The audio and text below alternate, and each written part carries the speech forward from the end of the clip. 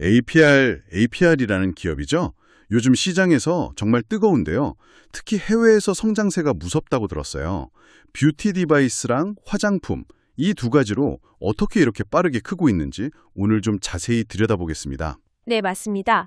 APR 사업 구조를 보면 딱 두 개예요. 화장품하고 홈뷰티 디바이스. 2025년 상반기 기준으로 보면 매출 비중이 거의 반반입니다. 화장품이 한 47%, 디바이스가 43% 정도. 이게 상장의 균형이 잘 잡혀 있죠. 안정적인 성장의 기반이라고 볼 수 있고요. 그렇군요. 화장품 하면 역시 메디큐브 브랜드라 딱 떠오르네요. 그 더마 코스메틱이라고 하죠. 피부 고민 해결에 좀 특화된 그런 점이 중요하겠어요. 네, 정확합니다. 메디큐브는 그 과학적인 접근, 그리고 좀 신뢰도 높은 성분, 이걸로 충성 고객을 꽤 확보했어요. 예를 들면 PDRN 핑크 펩타이드 앰플, 이거 연어 DNA에서 뽑은 PDRN 성분이 핵심인데 피부 재생 효과가 좋다고 알려져 있거든요. 이게 출시 1년 만에 수백만 병이 팔렸어요. 반응이 아주 뜨거웠죠. 와, PDRN이요. 그게 그렇게 인기가 많았군요. 네, 그리고 또 제로 모공 패드 2.0. 이건 뭐 국민 모공 패드 별명까지 붙었으니까요. 국내뿐 아니라 아마존 같은 해외에서도 잘 나가고요. 그 외에도 뭐 슈퍼시카 라인, 이건 민감성 피부용이고 레드 라인은 여드름성 피부 타겟이고 꾸준히 잘 팔리는 제품들이 많습니다. 그리고 에이프레스킨 쿠션이나 포멘트 향수 같은 다른 브랜드들도 있고요. 듣고 보니 제품 라인업이 탄탄하네요. 그리고 또 다른 한 축, 성장 엔진이라고 할 수 있는 게 바로 메디큐브 AGR, 홈 뷰티 디바이스. 이게 정말 핵심이죠. 맞습니다. APR 성장의 진짜 핵심 동력이라고 할 수 있습니다. 컨셉은 그거죠. 집에서 전문 클리닉 수준의 관리를 하자. 대표적인 게 AGR 부스터 프로. 이건 뭐 광채, 탄력, 모공 관리까지 6가지 기능을 하나에 다 넣었고요. 유세라 딥샷은 고주파랑 초음파를 써서 피부 속 콜라겐 생성을 돕는 그런 원리입니다. 집에서 그런 관리가 가능하다는 거군요. 네, 근데 여기서 더 중요한 포인트가 있어요. 이 에이지아 디바이스랑 메디큐브 화장품을 같이 쓰면 효과가 훨씬 좋아진다는 거예요. 시너지죠. 이게 고객들을 꽉 붙잡아두는 그 락인 효과를 만들어냅니다. 디바이스 쓰고 효과 보니까 화장품도 계속 쓰게 되고 뭐 그런 거군요. 그렇죠. 한번 이 조합에 만족하면 다른 걸로 바꾸기가 쉽지 않게 되는 거죠. 그리고 이걸 자회사 APR 팩토리에서 직접 만들어요. 기술 내재화에도 힘쓰고 있다는 점이 또 경쟁력입니다. 직접 제조까지 신경을 많이 썼네요. 그런데 아까 해외 비중이 78%라고 하셨죠. 국내가 22%고요. 이건 정말 그냥 글로벌 기업인데요. 네, 맞아요. 특히 미국 시장 성장이 정말 무섭습니다. 2025년 2분기 미국 매출만 보면 962억 원 정도인데 이게 작년 같은 기간이랑 비교하면 무려 285.8%가 늘었어요. 285%요? 거의 3배 가까이? 네, 그래서 이제 미국이 전체 매출의 한 29% 차지하면서 제일 시장이 됐습니다. 국내보다 커진 거죠. 일본도 만만치 않아요. 그 온라인 마켓 Q10 아시죠? 거기서 메가와리라고 큰 할인 행사 하는데 여기서 대박을 터뜨렸어요. 2분기 성장률이 전년 대비 366%. 엄청나죠? 와, 미국도 그렇고 일본도 그렇고 성장세가 정말 대단하네요. 유럽은 좀 어떻습니까? 유럽은 이제 막 본격적으로 크기 시작하는 단계인데요.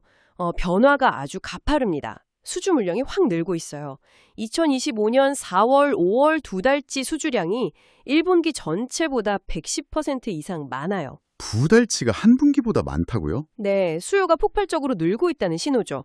공급하는 나라도 뭐 영국, 스페인에서 독일, 덴마크까지 한 20개국으로 늘었고요. 프랑스 파리 가면 그 사마리텐 백화점 있잖아요. 거기에도 들어갔고 영국 대표 드럭스토어 부츠에도 입점했습니다. 중화권도 뭐 특별히 마케팅을 세게 하는 건 아닌데 글로벌 인지도가 올라가니까 꾸준히 매출이 나오고 있어요. 2분기에 한 347억 원 정도, 작년보다 34% 늘었네요. 이런 성과들이 결국 실적으로 나타나는 거군요. 2분기 실적 보니까 매출이 3,277억 원, 영업이익이 846억 원, 전년 대비 각각 111%, 202% 증가, 시장 기대치도 40% 넘게 뛰어넘었고요. 영업이익률도 25.8%면 와, 이건 정말 높은데요? 네, 수익성이 아주 좋죠. 홈 뷰티 디바이스 쪽에서는 기술력으로 시장을 먼저 개척한 퍼스트 무버 자리를 확실히 잡았고요. 더마 코스메틱 시장에서도 이제 LG생건이나 아모레 같은 대기업들이랑 경쟁하면서 탑3 수준까지 올라왔다고 봐야 합니다. 최근에 그 글로벌 투자은행 모건 스탠리가 지분 5% 이상 샀다는 공시도 나왔죠. 그만큼 시장 관심이 뜨겁다는 증거고요. 앞으로가 더 기대되는데요? 혹시 신사업 계획 같은 것도 있습니까? 네, 있습니다. 아까 말씀드린 그 PDRN 성분 있죠. 그걸 활용해서 피부 재생 주사제 같은 바이오 사업 쪽으로 진출할 계획이고요.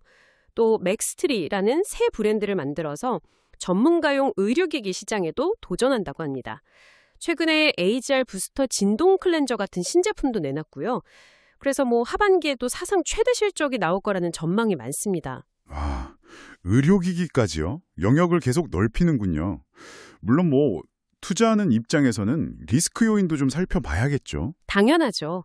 몇 가지 고려할 점이 있습니다. 일단 해외 매출 비중이 78%로 아주 높잖아요.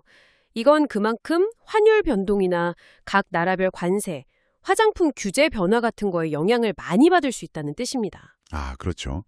해외 의존도가 높으면 그런 변수에 좀 취약할 수 있겠네요. 네.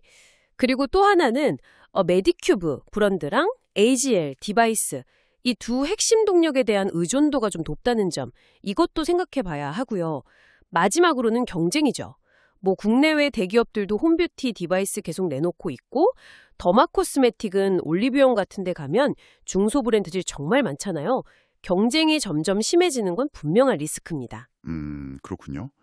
해외 리스크, 특정 브랜드 의존도, 경쟁 심화 이런 부분들은 좀 주의 깊게 봐야겠네요. 그래도 오늘 들어보니 뷰티 디바이스와 화장품의 시너지, 그리고 정말 거침없는 해외 확장세, APR의 성장 스토리는 정말 인상적입니다. 네, 맞습니다. 이 홈뷰티 시장에서의 성공을 발판 삼아서 이제 바이오, 그리고 전문가용 의료기기 시장까지 넘보고 있거든요. 과연 APR의 이런 야심찬 행보가 어디까지 뻗어나갈 수 있을지 그 확장 가능성이야말로 앞으로 이 기업을 지켜볼 가장 흥미로운 포인트가 아닐까 싶습니다.